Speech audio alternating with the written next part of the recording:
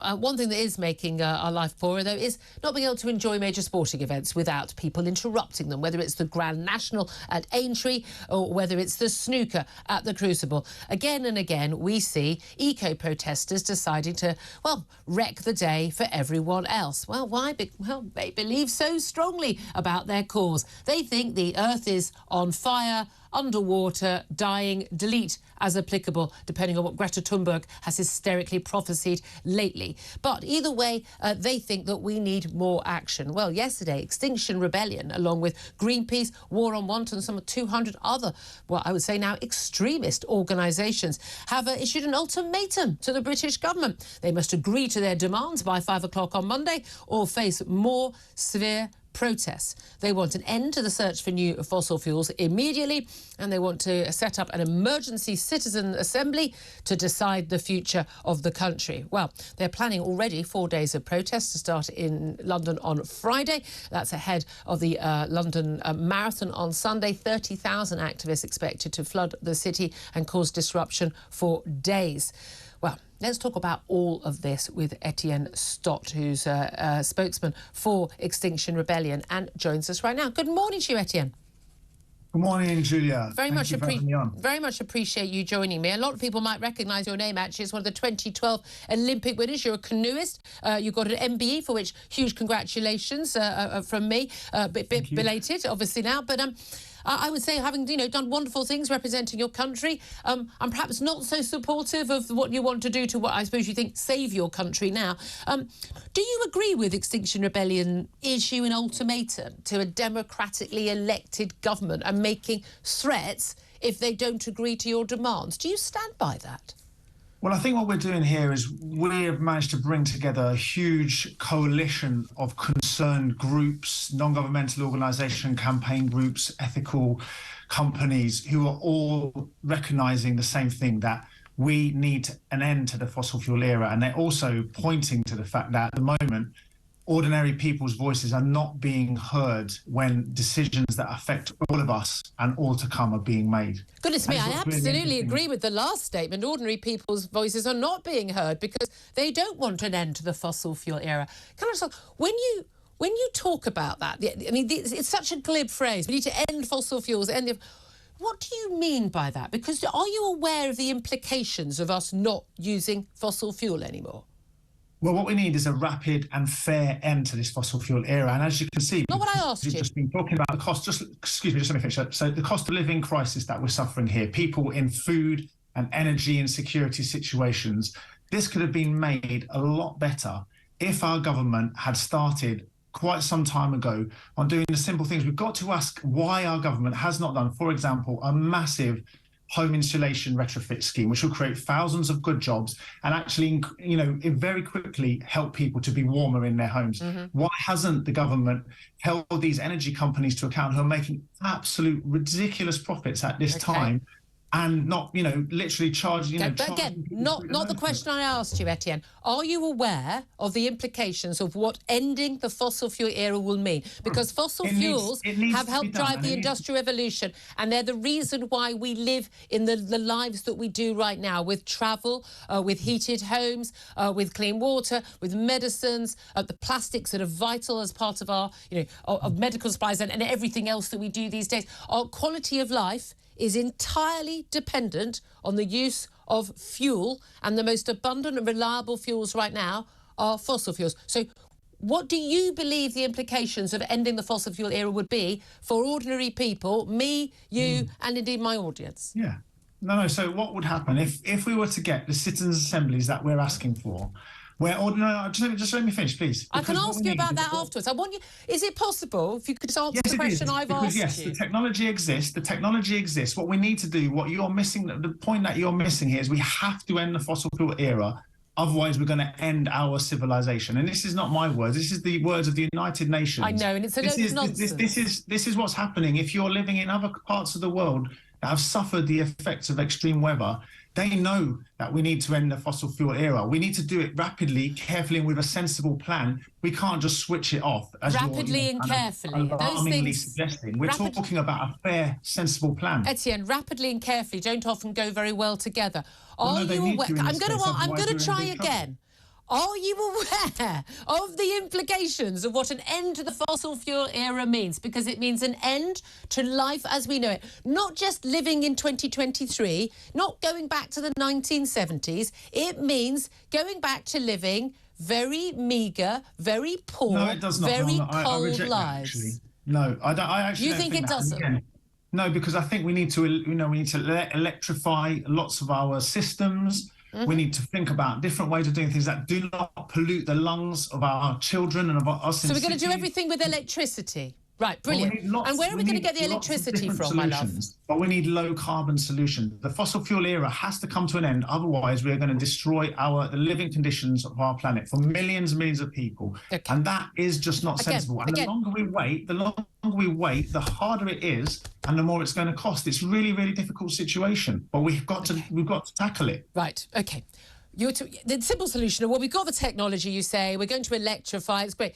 Electricity has to be produced from somewhere, and you can get it from solar power and you can get it from wind power. If, however, the wind doesn't blow or the sun isn't shining, which happens an awful lot, you need to have storage. You need to have enough storage to last, say, months of that not happening. We don't have that storage. No one in that field thinks that we will have that sort of battery storage for decades to come. How do we get rid of fossil fuels if we don't have that backup for when the sun doesn't shine and the wind doesn't blow? So we need to work on these things. So the engineering solution, one of the things that we really need to do, I was just going to say, one of the things we really need to do is to reduce the amount of energy that we're using. We've got to it. We need, right. Turn our heating down, stop flying, our stop homes driving. Better and things like this. We need to figure out ways of doing things. So much energy is wasted in our economy these days. People's lives and energy are wasted producing meaningless and useless stuff that does not. Here we go. It's not needed. Etienne, I so appreciate you saying the quiet bit out loud, because that's what this is actually about. This is about hair shirtism, isn't it? This is about turning back the clock and turning back. What you don't like is capitalist, consumer, good life that people have got in the 21st century in Western countries, and people all over the world living in developing nations would only dream of having, and I hope one day will have, thanks to the Industrial Revolution and to capitalism and markets. But you don't really like that. You think that we should all live with hair shirts on, tending our allotments at the back of the garden. And that's why we need, so you keep that's what you think, we need citizens' assemblies where ordinary people's voices are heard. We have elections. We have a citizens' assembly. It's called Parliament. Is people. I'm sorry, I need to try to explain this to people. What we need is a just and fair and equitable way of doing this. Yes, we need it to be done. And those countries around the world that you're so concerned about, they need to jump through this fossil fuel era to get to a place where they can have a good standard of living. And there's lots of evidence out there. Fossil fuels. They need fossil fuels. Billions of people need fossil fuels to actually have better lives. Their lives are being ruined. No, their lives are being ruined because they haven't industrialised. And what we need is ordinary citizens' voices to be heard when they are informed, and they're going to have Etienne, when you say social understanding, ordinary people's without the slogans, without the short-term interest, and then they can get started on good solutions. Etienne, when you say ordinary people should have their say, what you mean, and when they're informed, what you mean is we would like to deliver all of our green climate hysterical propaganda, and then say to people, look, this is what we need to do. But people are informed. People are absolutely, they have this stuff poured down their throats every single day by all media. You cannot escape this stuff. People are informed. But what they're informed about, and when they're actually told what the cost of it is, they go, no, thank you very much. If you ask ordinary people, would you happily, switch to a heat pump or have to pay way more to be able to take a flight to go on a holiday, or have an eco car, a green car that costs twice as much to, in the long term? People say no. When people are asked their actual views, they say no because they don't want what you want. If you actually thought your policies were popular, you'd all stand for election. And if your policies were popular and people genuinely cared about these issues, they'd vote for you. You'd be in government and you would enact those policies. Instead, you want to bypass the democratic will of the people to impose your views with threats. Why do you think that's acceptable in a democracy? So in a democracy, the government is supposed to listen to the concerns of its citizens. What we've got here with the big one... They're concerned about putting the heating on, mate. You're not letting me finish, and there's no point in me. I have to try to finish what I'm saying. thousands upon thousands of ordinary people. So many people are turning out these next few days are not protesters, they're not campaigners. They're people who've never done this sort of thing before because they realise that enough is enough is not actually, action isn't happening and it needs to. It is happening. We've got 2050 target for net zero. That's already unachievable and insane. What more do you want? You've already captured all the main political parties. What more do you want? This is the thing that you are not communicating effectively, and I really think it's really important. It's very irresponsible that you're not. What if we breached 1.5 degrees? The predictions and all the evidence points to a collapse of our economy. No, that it is going to be extremely No, it doesn't. There's nothing in an IP. Etienne, this is where it's irresponsible. People like you, Greta Thunberg, and all the rest of you. This is a lie.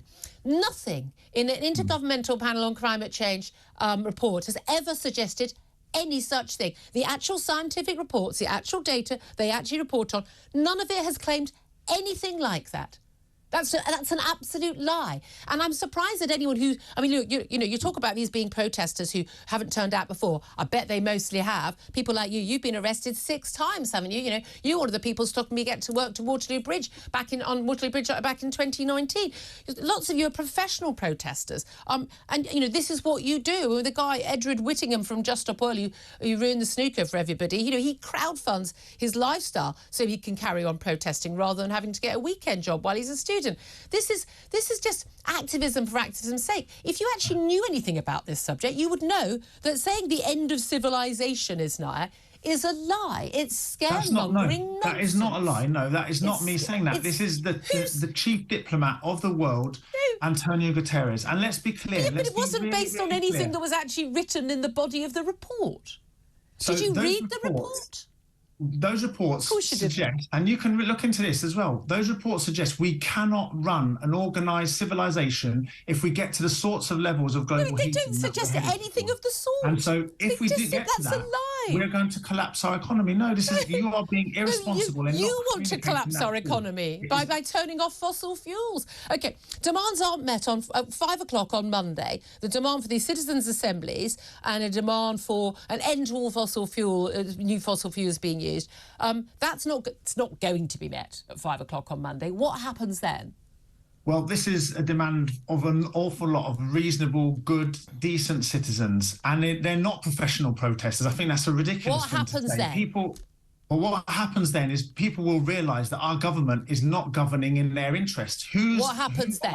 Whose interest are they governing in? Because they're not listening to They're not listening to you. They don't listen to lots of things I say, but I don't threaten the government as well. Yeah. Can you tell me what happens at 5 o'clock on Monday? I'd like to say here. So Sir David King, who was the government's former chief scientific advisor, said within the decisions that are made in the next 3 years will shape the future of civilization. This is not like a kind of wild person. This is a hard scientist who really grasps the understanding. Okay, so what's going to happen at 5 o'clock on Monday? Etienne, I'm already over time. I want to get you to answer this question in one sentence. What's going to happen at 5 o'clock on Monday when the government doesn't meet your demands? An awful lot of people are going to start to realise that the government needs to be taken to account and held to account for its reckless decisions that are going to affect all of us and all to come, and that is completely wrong. And in a democracy, they should be listening to these concerns. OK. Etienne, it's been really interesting talking to you. I do appreciate you taking the time. Etienne Stott, MBE, spokesman for Extinction Rebellion, and Olympic canoeist as well. I think you just should have stuck to the canoeing, personally, but...